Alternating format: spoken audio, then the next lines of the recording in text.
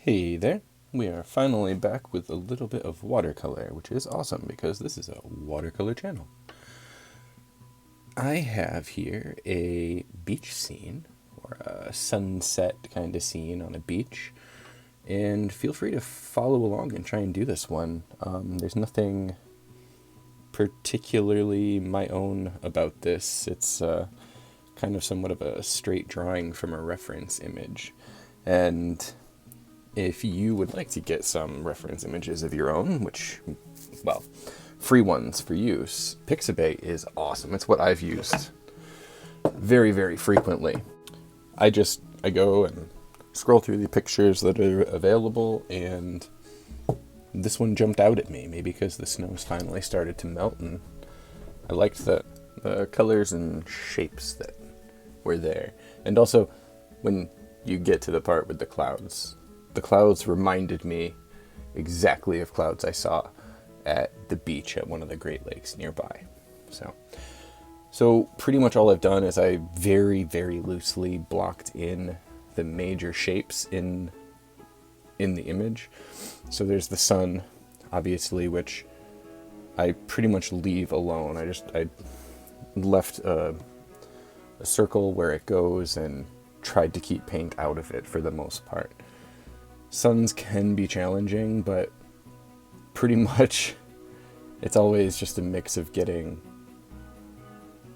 the hotness of it correct, but you're never gonna sit there and just draw a yellow sun, you know? Doing the surf are kind of some of the darkest values in this, and the real trick in this picture was trying to get the general colors of the sky as bright as they need to be, but also not at all overly saturated. It's not a very saturated picture. As kind of bright as it seems, the yellows and purples of the sky, nothing is very, very saturated. And what you see there, putting the shadows down in the sand for some main figures that will be coming up. I wanted to add those in that step because I wanted them to blend and become part of the environment separate from the figures. So the shadow kind of appears within the scene and not just gets plastered on at the end. It's something I picked up from another watercolor artist, but it does tend to have a grounding effect to painting shadows. So I did not show you the palette at all in this, but what I can tell you is it's basically just 3 colors. I mixed up a large pool of kind of a unsaturated yellow ochre. I mixed up a cool purple. Cool tends to mix well with the yellows. And then I desaturated that as well. And kind of just a neutral kind of dark value, which I put quite a bit of water in, so it wouldn't be super powerful. Doing the clouds here, the cool thing about water, I think, large bodies of water, is when you look at the sky, there is just a huge variation of cloud types. So in the same picture, you get the cool striated clouds in the high atmosphere up at the top. You get the weird thunderhead cloud that's there from, like rising hot air. You get the poofy cumulonimbus clouds, and then just weird patchwork. There's just so much texture when you get clouds at a body of water, when if you're inland, you get all the same type of cloud most of the time. So it's fun to draw a scene with a lot of different texture within the sky. And I made it easier for myself to kind of just do all the clouds with more or less the same color. I also waited to put them in until that particular part of the background was more or less dry. Just a dry background kind of frequently leads to a little bit more control of the edges. It also, in my opinion or experience, kind of shows you a little bit more accurate of a color that it's going to end up being. If you put paint into a wet background and it still has to dry, the color and shapes can tend to bleed and change somewhat a little bit more. Whereas putting it on dry, if I feel like I don't like an edge, I can just take a wet brush to it and do what I want with it, maybe with a little bit more control. It's kind of nice. We are going to get into the figures here. So the figures are where I did use some of that dark kind of neutral color. There's a cool, I don't know if I'd call it a trick.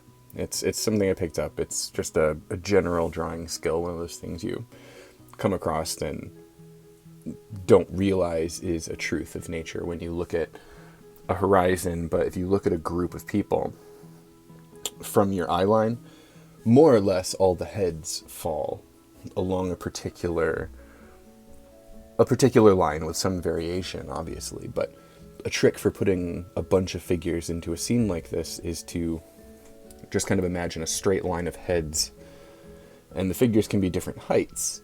And so the longer the figure is height-wise, the closer it is to you, but you still want the heads to kind of fall on that same line. It shows sort of a correct perspective within this scene. There's also another cool little trick. One artist, Singh, I believe, he just draws carrot figures, and he teaches people to draw the figures like carrots. You have like a ball at the top for the head, and then just sort of an upside down triangle, which just is a general sort of abstract shape, but these are background figures, so they don't need to have, well, they shouldn't have any detail. So you can really get away with, when the painting starts to get busy enough, the figures, low resolution as they are, they fade away and your brain turns them into people, whether or not they actually look like people. In fact, they don't look like people at all, which is kind of cool. The three main figures here, I did strive to get a likeness of what was in the reference photo. You gotta practice figure drawing a little bit. Gesture drawing, I would say, at least.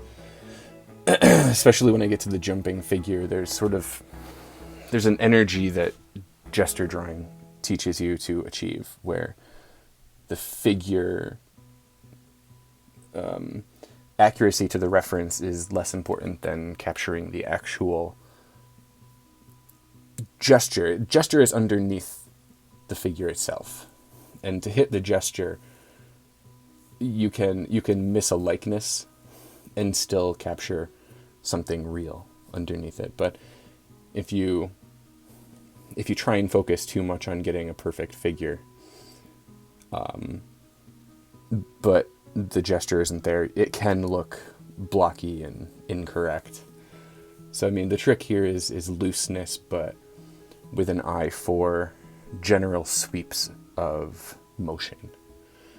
And I probably, if I hadn't been looking at this painting as kind of just a fun thing to sit and do, I would have drawn in those figures in pencil so that I could make sure they were correct. Instead, I did make some rather glaring mistakes proportion-wise.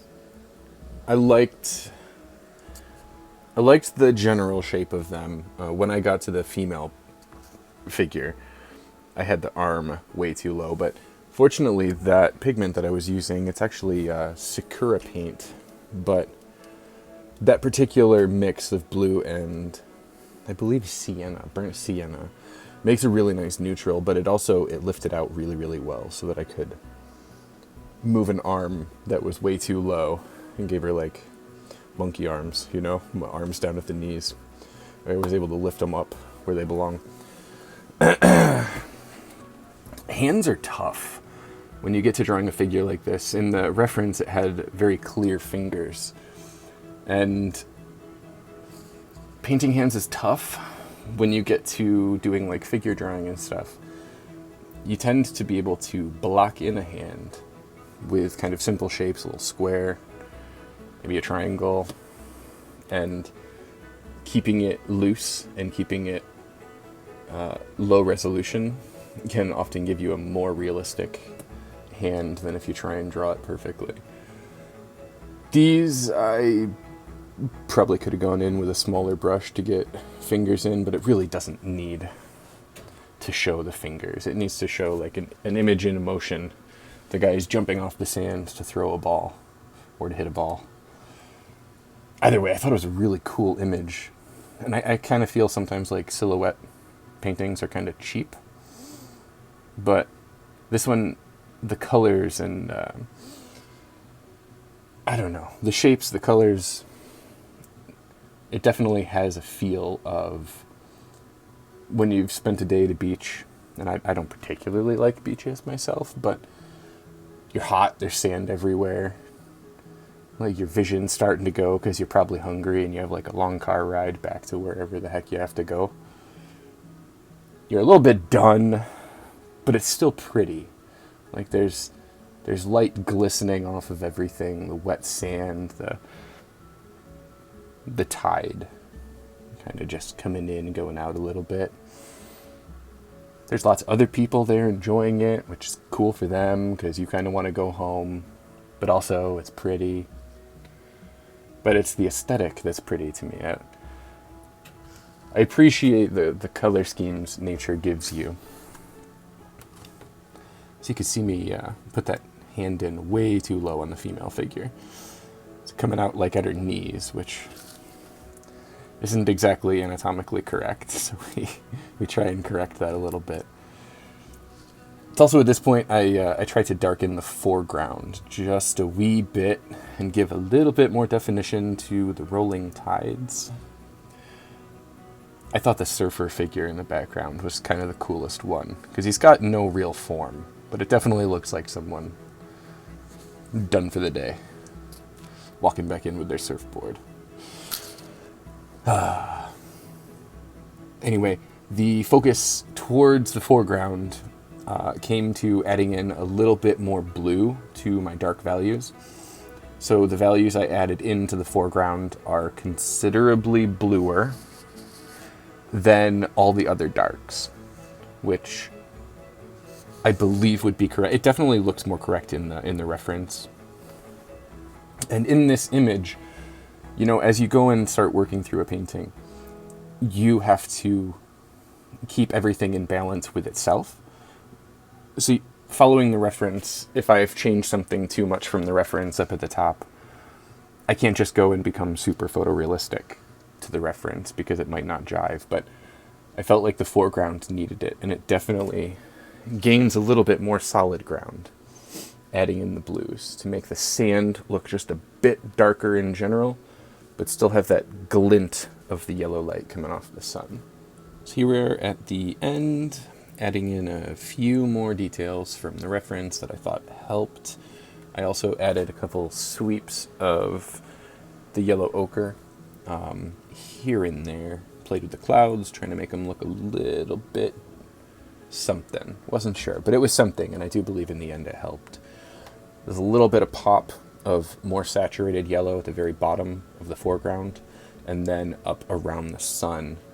So it's a darker value, but it's a saturated ochre, which I think what it helps do is lend to the character of the rest of the yellows that the eye doesn't, you know, your eye sees it there, but it's so unsaturated. Adding a little bit of that pop gives your eye some of the information it needs to take in the rest of it.